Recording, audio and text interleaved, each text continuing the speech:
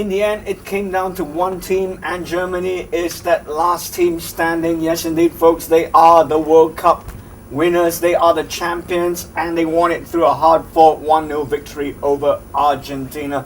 Hello there, you're watching Football Everyday. I'm Zach, in the studio with me, usual Football Everyday crew, Brian Martin.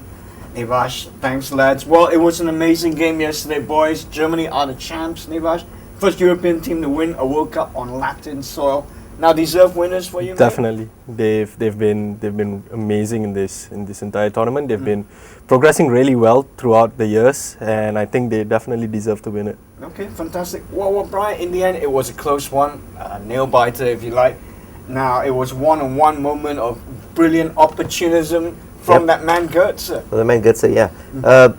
Echoing what Nevash said, I think Germany were the team of the tournament, but in the final, I think Argentina actually edged it. And if they had taken the chances to Messi, Higuain, it could have been different. It could have been over in 90 minutes. So they sort of rode their luck a bit, Germany, but you could see that they were getting stronger near the 90 minutes, and definitely for the extra time, they were definitely much stronger than Argentina. Yeah, so in the end, it was down to physicality, but, you know, like Brian said, Argentina played well, could have won the match. Now, Higuain had a peach of a chance in the first half, but, you know, Messi also had one in the second half. Now, Messi, another disappointing game, you would say. I think a lot of pressure is on him, and also teams are set up now to control him. I think Lowe said before the match that they will do to Messi what they did to Ronaldo. Yeah. You know, so teams already know if you have one superstar in the team and they go out and they keep him quiet and they know they can manage everything else. So I think that's what happened.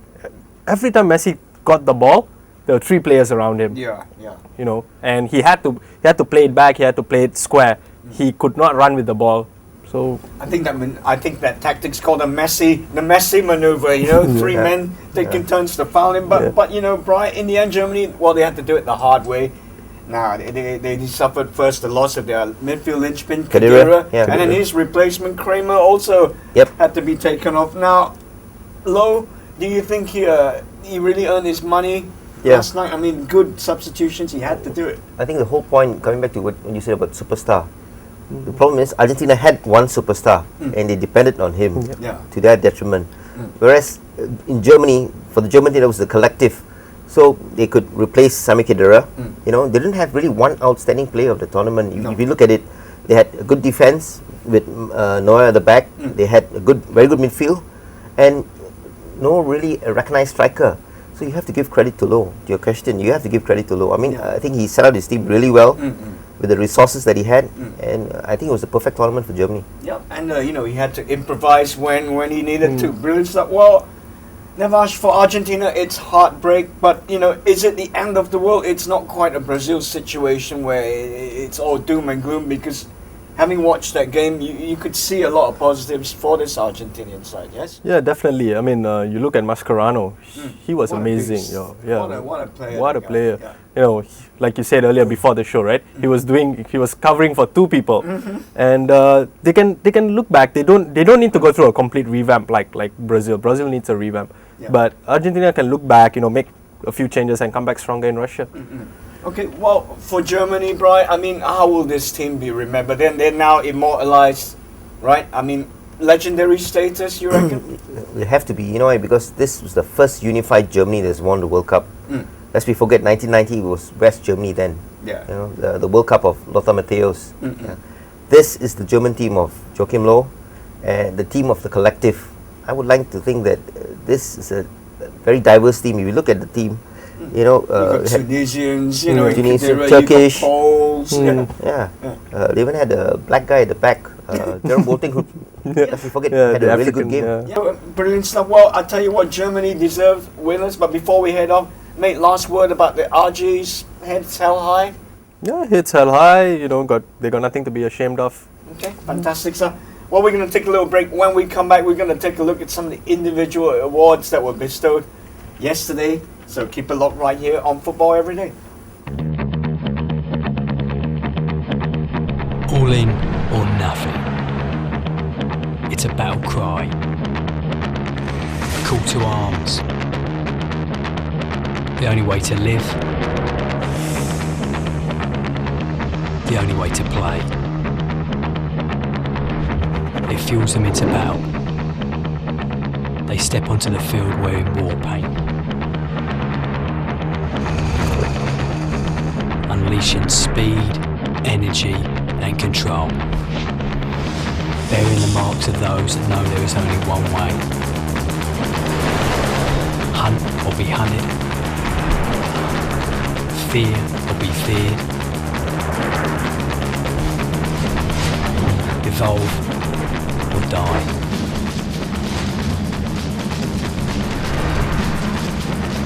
Black or white.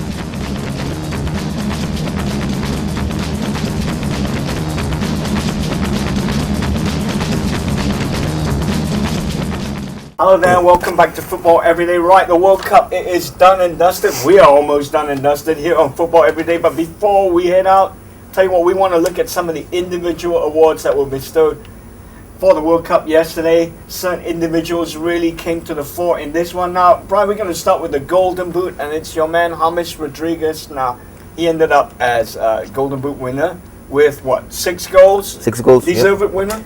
Deserved winner because he went out in the quarterfinals. Colombia went out in the quarterfinals. Yeah. So 2 less games to play compared to people like Müller, Messi. You know, so he scored in every game that Colombia played. My one wish is for Manchester United to sign him. Yeah, I'll get your checkbook out. How did I know you were going to say that? Well, Nevash, Golden Boot went to Rodriguez, but the Golden Ball went to your man, Lionel Messi. Now, he took the prize as best player in the World Cup. This is chosen by FIFA's technical study group of coaching and analysts. Now, these coaching analysts, somehow they saw something in Messi's overall tournament performance to give him this Golden Ball. You think he deserved winner for this award? Well, I don't think so. But in '98, Zidane won it. Yeah. In 2002 he won it despite the headbutt incident, right? Yeah. So I really don't know how they choose these things. Someone was telling me it could be a sponsored thing as well, where the sponsors as well sit in. So, but he did. I think it's rather the name of Messi getting the award, or really given on merit there. Yeah, we were discussing this before the show started. Messi wasn't even the best Argentinian player for the tournament. It was Mascherano. So there has to be some form of methodology in how they choose it. I mean, something that we mere mortals probably don't understand. Yeah. Well, I tell you what, here on Football Everyday, our Golden Ball award goes to Javier Mascherano for sure. Man, what a beast of a player! And as an Evertonian, that took everything in me to say that ex-Liverpool player. Right, this is one of my favorite awards, the Young Player Award. This is the one I like because it shows us some of the future great players. And this one went to Paul Pogba. Now I'll direct this at Brian. And you too, Nevash. As United fans, this must hurt you boys. It because, sucks. This is a player you had on your books. He's gone now. Paul Pogba. Yeah, I mean, it was well documented that he had an altercation with Ferguson, or a series of altercations. The boy wanted to play. Ferguson didn't let him play. Put some other guys. His attitude problem, but this tournament he's shown nothing but exemplary attitude. Yeah, I mean, but he's grown in leaps and bounds since he joined Juventus. And I think if United were to buy him back, it'd be somewhere in the region of £40 million. And climbing. And which 17, 18-year-old doesn't have no a handy clause, no buyback clause in as well. Okay, well, Nevash, Golden Glove, and he only had to go to one man, and that's Manuel Neuer. Yeah, definitely he deserved it. He had a commanding presence. He got his backline. Every time you see him talking to his backline, he's there. He's authoritative. He knows what's going on. He's reading the game really well, and they call him the keeper sweeper. And we haven't seen that in a long time. That's a very traditional style of goalkeeping. I think the last I remember, and strangely enough, is Oliver Kahn.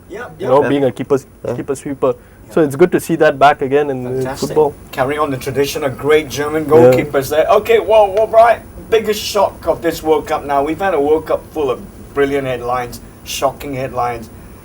Maybe Brazil's 7-1 thrashing or Spain's 5-1 thrashing at the hand of Holland. To me, it has to be the 7-1. I mean, that was totally unexpected. That was like a major curveball.